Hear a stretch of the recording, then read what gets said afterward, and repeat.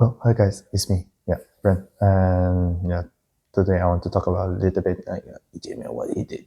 But I mean, it's much more onto Yoon Young-ho, and because yeah, let's say like the Korean government like finally like through the court case, somehow like the final judgment gonna end at the end of the uh, January. So you're gonna just have a judgment of guilty or like not guilty. Like let's just see like what gonna happen. But like the Yoon Young Ho, like he give another testimony and he just changing his word and saying that maybe I have a disorganized memory and that's why I remember something different, bro. And like this part of the information in the media, they don't really like emphasize onto it, and it's like really a problematic one. Why is always problematic thingy and people don't talk about it, and when it's like eye catchy and they just really just go for it. And for me, they are not the media that what the people wants at first, and they are just the media who are serving for the view. Is not the media that's serving for perspective. No. Yeah, so basically I'll just say that they are the corrupted media. Continue. I just say the same thing for a few times already. They are the corrupted media that being funded by the China, and it's not like directly into China government just give them money, but China they have a propaganda uh, office, so through that they were just gonna just send the money through all the sponsorships, and the sponsorship itself will be much more higher than the usual company. So that's why the usual company will just lose their market and they will just shrink and they don't gain anything. And the China company, whatever company they are, like even the game company, if you don't know about it, you can go to see the Italian YouTuber, and he talk about like his own experience, talking about how he being uh, like being like how he loses money just because that he doesn't want to cooperate with China government, like his like his sponsorship.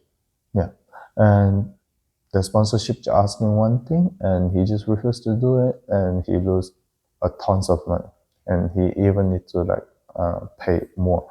Yeah. So actually, like China, that's the way how China like controlling people. Is not only like through intellectually, it's also like through emotionally. So that's why a lot of like people who are really like anti-communist in the past, and after that they change it. Why? Because of the money that they are being controlled, because of the emotions that they are being controlled by something like a hand in the back. So that's why they will just start to not talk about it, and after that they start to pro China. In the end, they're gonna pro communist. So they're just gonna just say that this all just because of different ideology, but actually it's not. So always when you just see somebody just suddenly just talk about like, oh, actually we love peace, like they would just always use this kind of like a confusing word.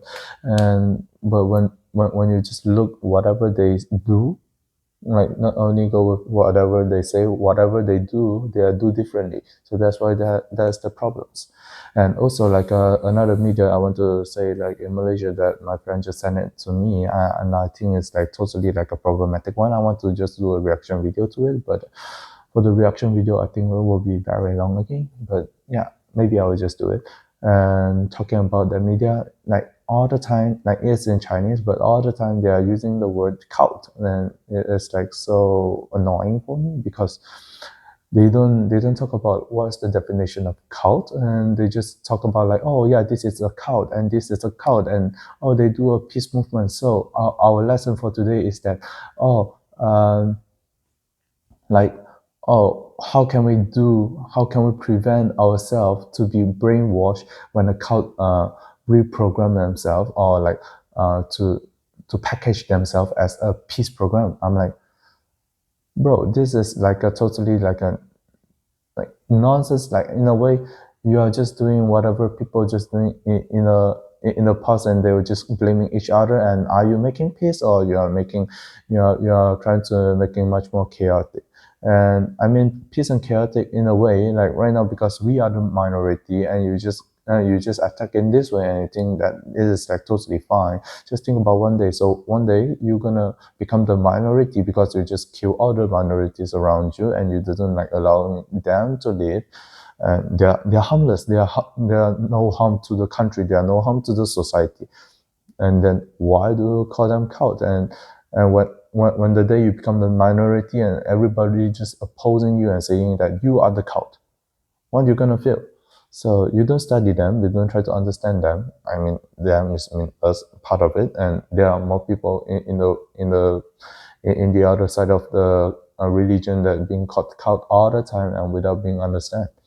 And for somebody, they will just call cult whatever other people just having different ideology from them. It's not that the cult that they are harming other people. No, like our unification church, what we are talking about, the family value, we are talking about the family system, and we are emphasizing onto that. And yeah, there are some mistakes that being done by our leaders. Yeah, I know, and we all knew it, and a lot of our members is really like opposing towards the leaders and saying that the leaders are doing something wrong. We also have something that we can do to say to them, we can react to them, and they're gonna say sorry. Still, they're gonna do that. It's not that our church is only one way, and like being brainwashed like totally. You are trying to project your own thinking towards the cult and onto Unification Church. Shame on you. You don't really study about it. So yeah, that's like basically what I want to talk about it. Yeah, and this much more like a political thingy, and like yeah, that's what I want to just say. Yeah. Yeah. So today just like this, and see you in the next video. Peace.